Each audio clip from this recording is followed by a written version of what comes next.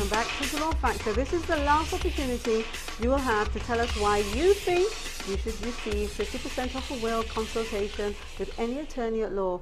All you have to do is tell us why you think you should receive the 50% off, and we'll be choosing two winners tonight. On the DFL set, we're actually joined by one of our own, one of the DFL team, and of course you've heard her name many times, and I'm sure if you haven't seen her, now you're going to see her now. Her name is Lana Wilson, and so welcome to be actually in front of the cameras and not behind the cameras with me, Lana. Thanks for having me. And thank you for actually coming to tell us something which is very personal, you know, about your life. And I hope that in you saying what you have to, the other people out there will listen to you and do something about it, which is why I suppose you're sitting here. You're making, I'd say, a huge sacrifice to let us into your personal space and let us know what's going on with you. So thank you for that. You. So tell us, what are you going through at this moment? Well, unfortunately, my mom passed away recently, and she, at the time, was planning on having a will. Unfortunately, she never got to that point. Now it's a situation where there are lots of assets, monies in the bank, things that are just left, and no one knows what to do with it. So it's rather frustrating, especially being the eldest. And at the time, I didn't even know that powers of attorneys was waived whenever the person passed away. And at the time, I had powers of attorney. And so it has been rather frustrating trying to get monies off of the account, closing account, getting land sorted out, getting property sorted out. And of course, she had three of us, three daughters, and nobody knows what to do with anything. So everything is just at a standstill. Why? Is it because you haven't got legal representation? No, it's not that. It's just that since there was not a will, we're not sure how to separate anything. Because as you mentioned earlier, it gets to a point where somebody gets greedy. Somebody wants more than that. Somebody wants, oh, I don't want this, I'd rather have that. I don't want jewelry, I'd rather have land and stuff like that. So it's separating everything at this point. Now you say greedy, but perhaps that may not be the right word, because I think sometimes it's choices, and our parents leave certain things to us, for us, and maybe if we had had the opportunity to speak to our parents or whoever who's giving us these things, we could have said at that point, you know what, if you are going to leave something for me, I'm not really interested in the land. So if the land was $50 and you were going to give me $25, could I have $25 in the house instead and give my brothers or sisters my share in the land? I think these conversations could be had, perhaps, you know, and it would make life a lot easier. But as you say now, it's people have preferences in their life and what they would prefer, and so it's causing kind of delays and stuff. And mind you, those conversations were had, and at the time, yes, people did say they didn't want this, I'd rather have that, but then nothing is separated at this point. Wow. Well, I'm sorry to hear about your mother, and I lost my father 2 years ago, and it's rough. Yeah, I know. Yeah, it really is. One of the things that perhaps you need to start doing is, because things are in the state that they are in, every time you all have a discussion, somebody needs to take notes so that it is recorded, and any points of agreement are recorded. That will help later to determine, okay, this is what you said, this is what we agreed, this is how we are going to proceed. okay.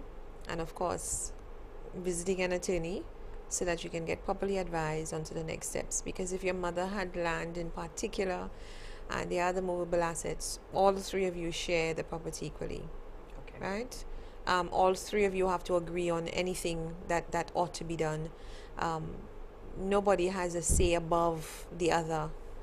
And in a situation like that, well, one person can apply for letters of administration, but I find that it is a better situation where at least two persons have letters of administration for the estate, so that there's always somebody else part of the decision, and we don't have the scenario that Delia read out earlier, where this one grand aunt apparently made all the decisions, because the person with the legal interest can actually sell the property Okay. you know, without the other heirs knowing, etc. Liable to account for it, but they can't do it.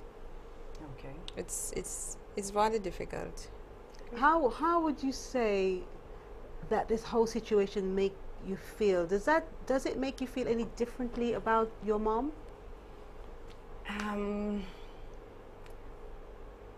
I would have to answer that honestly, and yes, it has. It has. Because it kind of makes me wonder why she didn't do it at the time she could have. And of course, it sort of takes away from, it makes me wonder why women allow certain things to happen. And I've kind of lost a bit of respect. Unfortunately, I have. So yes, and that's why I'm encouraging persons, especially women, to try their utmost to think about your children at the time, and don't wait until you fall ill or situation like this happens where you're no longer around. Yeah, yeah. And it must be, a really sad thing, because, of course, we wish that we can keep our loved ones with us forever and ever. No one wants to close our eyes and we don't see anyone. But the best thing that we can do is to at least to have, as you say, if she could have, maybe if she knew that all this was going to happen, maybe she wouldn't have done what she did. And I think a lot of us, we just take for granted.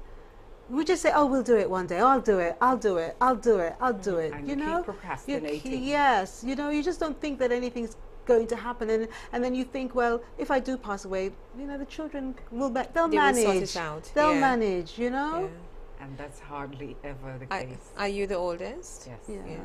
Do you find the responsibilities on your shoulder to Oh yes, to it do is. everything done, Oh yes. including the costs of things as well? Everything. Yeah. Everything. As a matter of fact, the funeral expenses alone was quite expensive because she died in Barbados, and most of her assets are here in St. Lucia. So then this is where all the problems have started here in St. Lucia. Even getting information from the registry, trying to get the registry to assist in getting certain information for the banks. All that has been very frustrating as the elder and the only one doing all the work. Because the other two, they're not interested. They rather not be involved in anything, but they certainly wouldn't mind getting some of the assets. Yes. But the thing Yes. about that is that life goes on, and whilst you're doing that, you still have your own family, Oh, yeah. to look after. You have to go to work. That you may fall ill.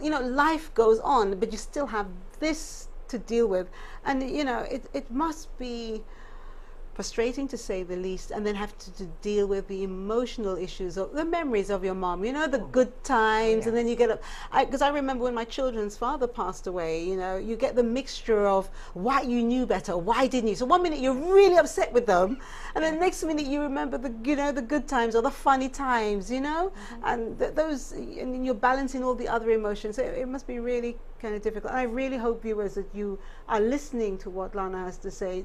It's one thing reading something from a textbook or hearing someone say. You've heard this firsthand. And so if you have been sitting there thinking, I really need to do something about it, it means that you have to do something about it. You get up tomorrow, whenever you can, pick up the phone and make that appointment, so that you can at least start discussing with someone, what your options are. And perhaps talk to your children as well to see, what it is that they would prefer. It doesn't mean that you give it to them, but at least, it might give you an idea of what, what you may want to do. And as we said before, it's not just about property, it's not just about land, it's about, the contents in your house. And as Lana just pointed out, memories as well. How do you want your children and your family to remember you? Now, after the break, we will take your calls. If you have any questions, or if you want to share anything with us, if you want to, maybe you were an executor of a will or a beneficiary, and there was a will and it went smoothly, and you want to say to people, this is the best way to do it. Maybe you've seen both ends, where someone has died and they didn't leave a will and all the problems it caused, and someone has died and they did leave a will and it was smooth running. If you were in that position, perhaps you can let us know. But ultimately, we want to just encourage people will. If you haven't made the will yet, make it. And if you have, and it's, you know, outdated, update it. After the break, we will take your calls. This is The Law Factor Live on DBS.